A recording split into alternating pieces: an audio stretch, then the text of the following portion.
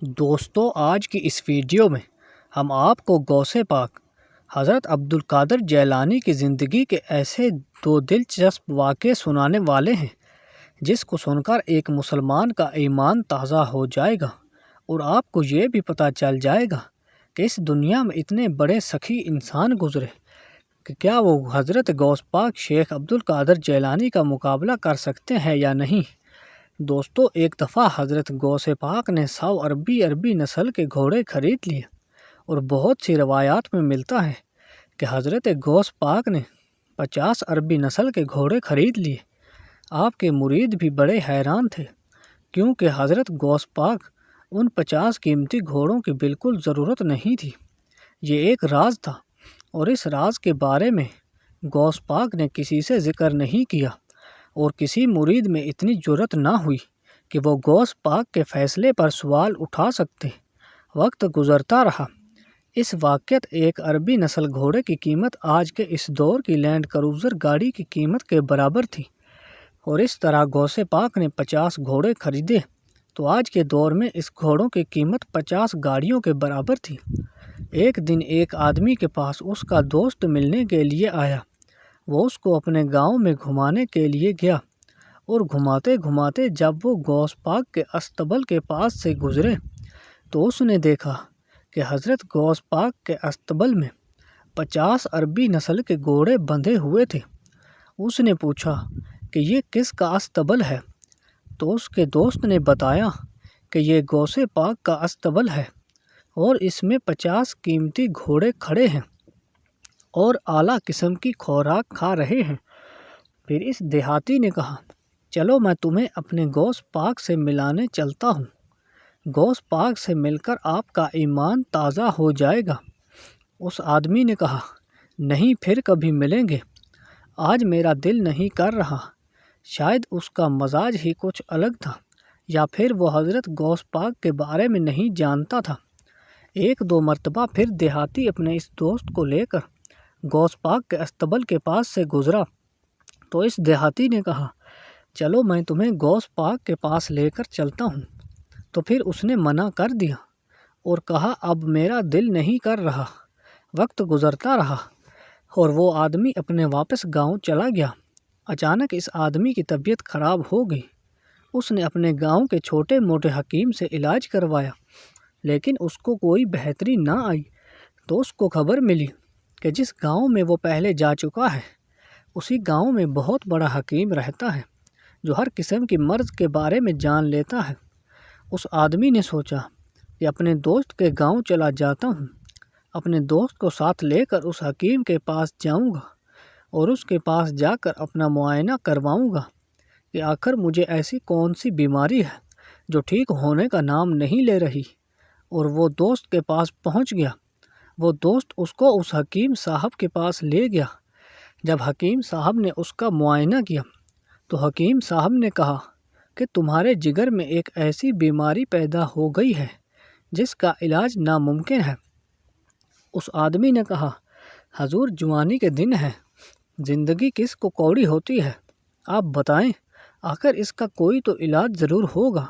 تو حکیم صاحب نے کہا، اس کا صرف ایک ہی علاج ہے کہ تم ایک عربی نسل کا گھوڑا لے آؤ اور اس گھوڑے کا جگر نکال کر اس آگ پر پکا کر کھاؤ اور اسی طرح تم ہر روز 50 دن تک ایک ایک گھوڑا ذبح کرو اور اس کا جگر نکال کر کھاؤ۔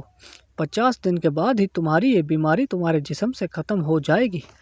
یہ سن کر اس آدمی کا سر زمین پر جا لگا کہ میری اوقات تو ایک عام سا گدھا خریدنے کی نہیں، تو میں عربی نسل کا گھوڑا اور وہ بھی 50 کیسے خرید سکتا ہوں۔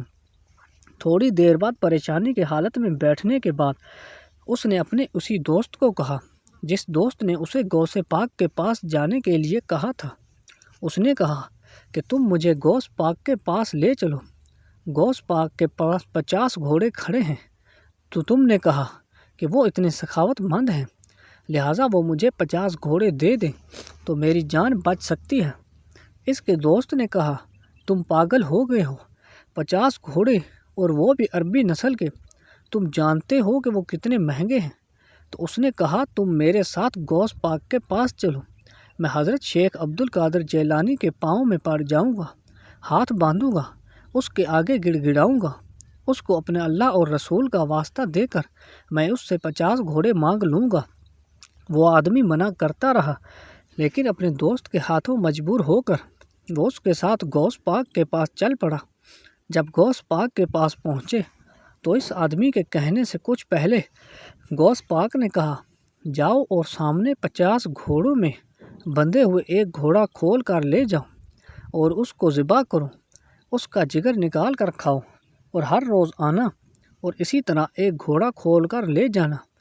50 دن تک باقی بچتے ہوئے گھوڑوں کو بھی خوراک تمہیں ڈالنے کی ضرورت نہیں، تمہیں اپنی صحت کا خیال رکھنے کی ضرورت ہے۔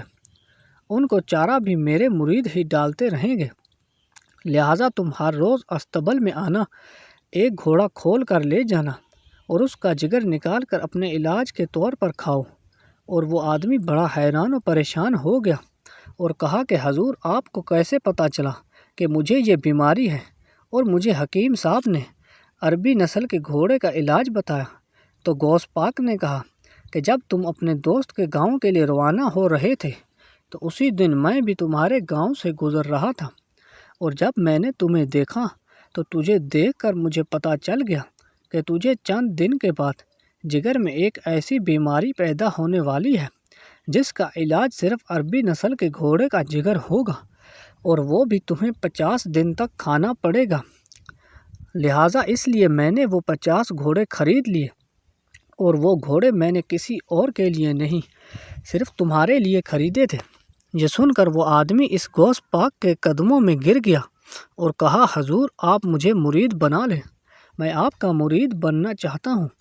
تو غوث پاک نے ایک خوبصورت جملہ فرمایا تھا کہ اے نوجوان، مرید اپنے پیر کو بغیر آزمائے بن سکتا ہے، تو تم نے مجھے آزما لیا، اب تم میرے مرید نہیں بن سکتے، لیکن یہ 50 گھوڑے میں نے تیرے لیے خریدے، جاؤ اور اس کو کھاؤ اور تم صحت یاب ہو جاؤ گے۔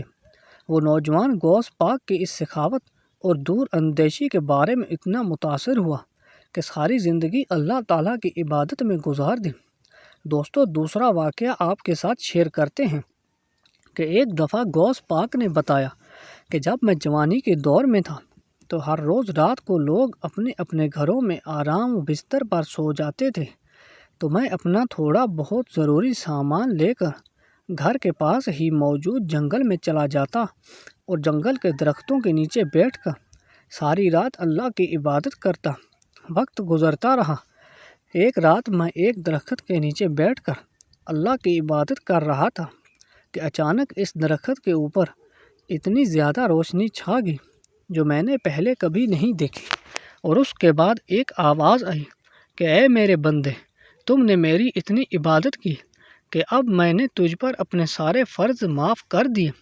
یہ سن کر غوث پاک نے کہا، لا حول ولا قوت الا باللہ العلی العظیم، پھر کہا، اعوذ باللہ من الشیطان الرجیم، بسم اللہ الرحمن الرحیم۔